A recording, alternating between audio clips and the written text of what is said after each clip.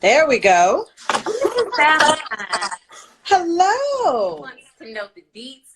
We want to know, just on the forefront first, let me say thank you for your service day in and day out, because I know it's not an easy task, especially with the pandemic, especially I think you work on the COVID unit, right? Well, technically, I'm in the ER, so that whole thing is a COVID unit. Exactly. So even still, like scary, having to quarantine. Do you have to quarantine from like mall and stuff? So the only way I would have to quarantine from him is if I show symptoms. They have a whole process at the two hospitals that I work at for the staff. So we have an app. And I know people don't like to be tracked, and I don't really consider it tracking, but I have an app that texts me all day long to remind me to put in my two temperatures. I have to take my temperature twice a day. And it asks me if I'm showing any type of symptoms. And it also notifies me of any new symptoms that anywhere in the world have said, hey, this is a new COVID symptom. You might not have had this yesterday, but this is a new one. Do you have this today? So that's going on. I had to get a chest x-ray last month just to make sure that I didn't, because some people are asymptomatic, meaning they don't have any symptoms. And if we worked with anybody who was positive but didn't have symptoms, we all had to go in for a chest x-ray. So they have a lot of things in place, I feel like, to protect at my two hospitals, to protect us and to make sure that we are not positive and then spreading it. So I don't have to quarantine myself from anyone in my specific household right now because I haven't been showing any signs or symptoms or anything that I may have possibly been exposed. Absolutely. Well, look, I'll get right into the questions because we can talk about this all day. Because I mean, if people want to know, like, you never know what you hear on CNN, like cases being reported or false information is being reported. So it's like, okay, let's talk to a trusted source, someone that's in there on the trenches every single day that sees the types of things that we're not going to see. And even when it gets to us, it's been filtered so many times. We're going to get into these questions. So, name, business, and your social media handles. Okay, so my name is Jermise Valentine. I don't have my business yet, but I got something nurse, brewing. that's a whole business. Yeah, but I got something brewing. Oh. And yeah, I got something brewing, and I am an emergency room / critical care registered nurse. That's my title. Okay. At one hospital, I'm considered an emergency room registered nurse, and at another ER, they consider us critical care emergency room registered nurses. Okay, absolutely. Now, we've spoke about how long you've been in the field, a little bit over a year now. I know you had your classes and your residency and all those things. Right. So funny thing about that is I have been a registered nurse for a year, but I have been at this for years, specifically since 2016. Funny story. Really short. I was working in mortgages. Like that's what I had been doing for almost 8 years. I was a mortgage closer with a lot of different banks in the area, and that's what I was doing. And then my fiance at the time, he was like, listen, you come home every day, you're extremely unhappy, you're mean, something's not right. Like we need to fix this. And I was like, I really don't like what I'm doing. I really feel like I need to truly I need a career, a job, because I don't want a job. I had a job. I want a career. I want to be doing something that I love. And he was like, well, I fully support you doing this. And I said, are you sure? And he said, yes. So the next day I got up, I put on all white. I went to work. We had our morning meeting and I was dead serious. And my manager was like, I was like, yeah, I hit send on the email. I was like, in 2 weeks, it'll be my last day. And I left. And he allowed me to take a whole month off, a whole self-care month. He was like, you don't have to do anything. Don't even look for a job. Don't even start school. Just take the month. So 2016, the month of June, I left my job. The month of July, I took off. And then in August, July, June, July, August. In August, I started my CNA program with the American Red Cross. I did that for August. The graduation was the first week in September. I had posted a picture of that yesterday. And I had an interview the next day after graduation, and I started working at an assisted living facility as a CNA because you have to start somewhere. I have no shame and no anything about any of the jobs that I've had building up to me becoming a nurse. I worked at 2 assisted living facilities for a month, and then I went back to school to be a med tech. That program was only a month.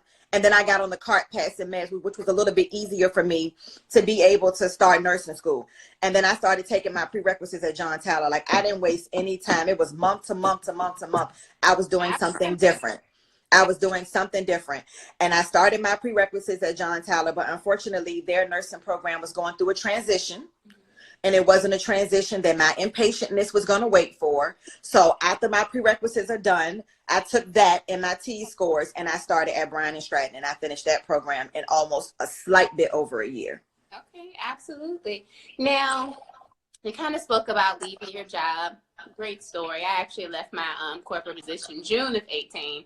Very similar situation. But we'll talk about that another time. Now, what brought you to this field? I know you were unhappy, but what was it that said, okay, I want to be a nurse? So my first undergraduate degree, I went to North Carolina Central University, Fly High Eagles. I graduated in 2002 with a degree in theater. When I first started at Alabama State, which was the first school that I went to, I wanted to do nursing, but they didn't have a nursing program at that time. So I did theater there. And then I only was there for a year because they were up for their accreditation review. And at the same time, Morris Brown had just lost their accreditation, and it was rumored that so was Alabama State. So I went ahead and left and transferred because I didn't want to go to a living high school. Yeah. So when I got to North Carolina Central, I thought it would be a smart idea to double major in theater and in nursing because I thought I was young. I thought I knew everything. You can do everything at the same time. No, ma'am. After the first month and all my edges fell out and they haven't grown back since, I was like, this ain't for me, boo. I cannot do nursing and theater. What am I thinking? I cannot do a care plan and write a play. I can't do both. Mm-mm. So in true young person fashion, I had to drop the major that was the most difficult. So I dropped nursing. Of course. And I got my degree in theater, which I was very successful with through graduation and the off-Broadway shows and things that I did and the tours that I did when I graduated. But nursing was always my passion. I just followed a different route when I was younger. So once my husband was like, well, my fiance at the time, now husband, once he was like, you need to do what you love, I was like, well, Jermise, you already know what that is. You don't even have to blink. You don't even have to think twice. So that's why I went ahead and pursued my nursing because I knew that's what I wanted to do. I'm an Aries, but I'm still a caring person. Yeah, I commend you and appreciate the fact that you'll even talk about it because I know, like, anytime after 30, people are like, I'm not going back to school. Right. That was a challenge in itself because even when I was at John Tyler, I was the oldest person in all of my classes. And I had to fuss at them. Young people, that was me all the time. Young people, they like, Jermise, I know you got the notes from exam 1. I sure do. But why don't you have them? Young people. You texting in class and then afterwards you want my notes. No, I can't do that. I can't. Now, if you're not working, we're going to talk about pre-quarantine and then quarantine. If you're not working, what would be a typical day for you? Like, what's your hobbies or your guilty pleasures? Pre-quarantine and post-quarantine is sleep. That's my favorite pastime. Let me tell you something. Somebody be like, yeah, what you sleep? Sleep. I love me some sleep with a ceiling fan on, but let's sleep. And when I'm not sleeping, it's doing things with my godchildren. I have 8 of them. 8.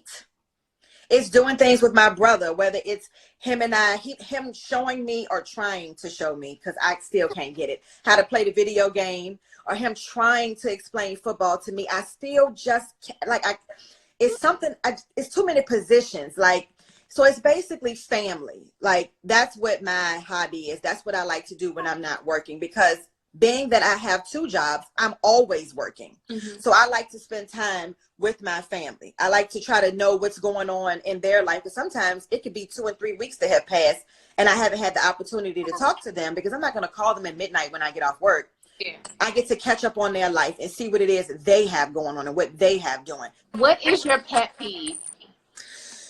Whew, child.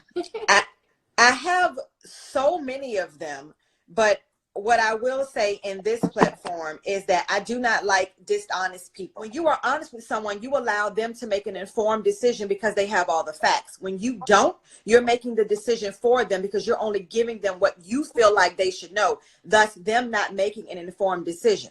If someone wants to do things with you, wants to be with you, wants to be involved in your life or anything of that nature, when you give them the truth, you give them the opportunity. When you take away my choice, when you take away my decision, that's when you get the horns of the Aries. Right. And I'm a very free loving, free giving person. Everyone who knows me knows I am very much so an extrovert. I know a lot of people. I have a lot of associates. I allow a lot of people in my circle. Prior to me getting in the marriage and the relationship that I'm in right now, my house, my loft was open to everybody. I used to have margarita nights, lasagna nights, taco nights, where everyone was invited. I did not mind allowing people into my home to fellowship. So I'm very free flowing, free giving. So when people lie to me, I'm like, why? Yeah.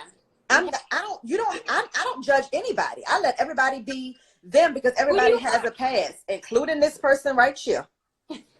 So be yourself, but when you lie, you're not yourself. So my biggest pet peeve is we're at a day, and especially if this right now hasn't shown us anything, it should have shown us that you have to be you in life.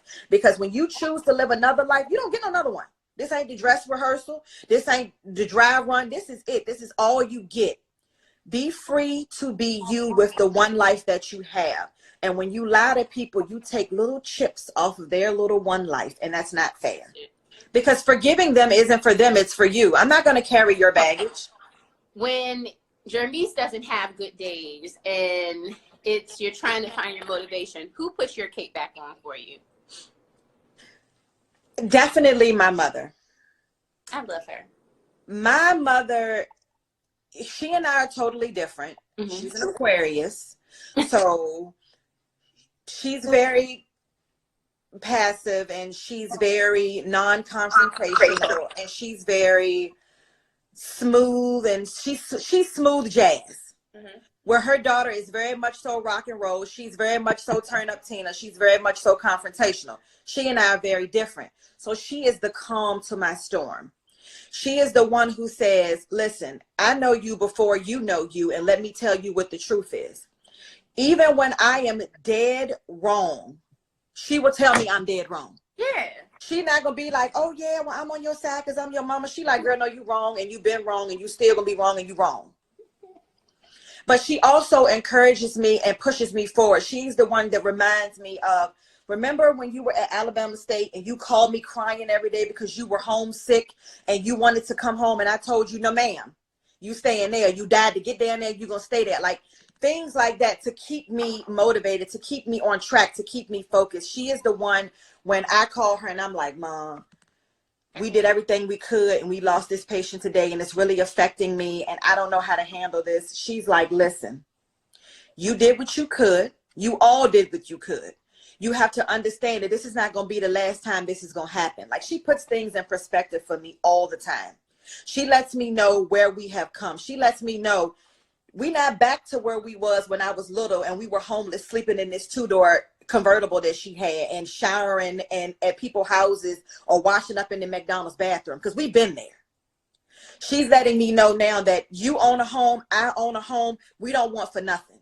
Like she puts me where I need to be constantly. Even when I doubt myself, she's like, why?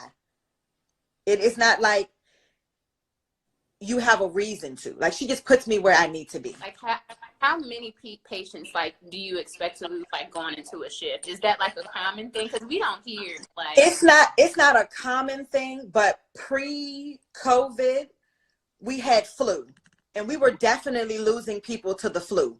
A lot of people feel like, oh, it's just the flu. It comes around every year. You get the flu, you sick, you fine. Not everybody gets the flu, has a fever, gets over it, and they're sick and they're fine. No. The flu was taking people out like it wasn't nothing. And then when it wasn't flu season last summer, we were losing so many people to overdoses. We were losing young people to overdoses like you would not believe. And when I say young people, I mean under 50. Because if you're under 50, you're still considered a young person. You should not be dying at 47 when you have no comorbidities or no other health problems. Mm-hmm. So we don't go into a shift expecting to lose people, but we do. And that's the one thing about this job that's rough for me, is I'm used to it. Yeah. I have become accustomed to, there may be where I go into the trauma room for a code and this person may not make it, and I have to come out of it and continue the rest of my shift like did nothing happen. And like, who am I to tell God what to do? Not me. I'm one of his faithful children that's going to follow the rules. Whatever you say, that's what you say, sir. That's not my job. Yeah. So I definitely understand that. And that's probably the part I could do. I'd probably be in pieces every single time trying to lay down with them. Let me hold your hand. I can't take it. So, I mean, when you lose a patient to COVID, it's like different precaution, right? You have to, do they get cremated? Is that like a real thing, or do they have?